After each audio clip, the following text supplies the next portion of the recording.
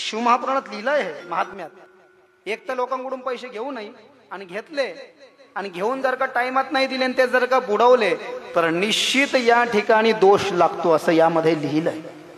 हे शिवमहापुराण में लिखा है. एक तर घेऊच नाही, घेतले तर टाइमात द्यावे.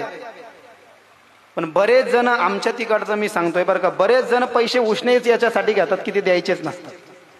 बरोबर आहे का? यानं बऱ्याच जणांचे पैसे घेतले, लुबाडलं, लोकांना फसवलं, लोकांचे पैसे वापस नाही केले. पैसे उसने घेऊन वापस न देण्याच्या दोषामुळे, नीट ऐका, दोषानच पाप घडतं.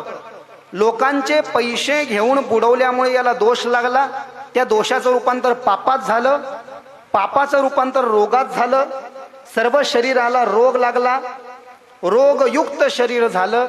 आणि जेव्हा रोगयुक्त शरीर झालं तर तुम्हाला माहिती आहे स्थिती काय आहे. कपडे जोपर्यंत कडक आहे, खिसा फुल आहे, तोपर्यंत दुनिया भी सलाम ठोकती है साहब. एकदा तुमच्या खिशातले पैसे जाऊ द्या, कोणी हिंग लावून सुद्धा विचारायला तयार होत नाही. अशी स्थिती याची झाली.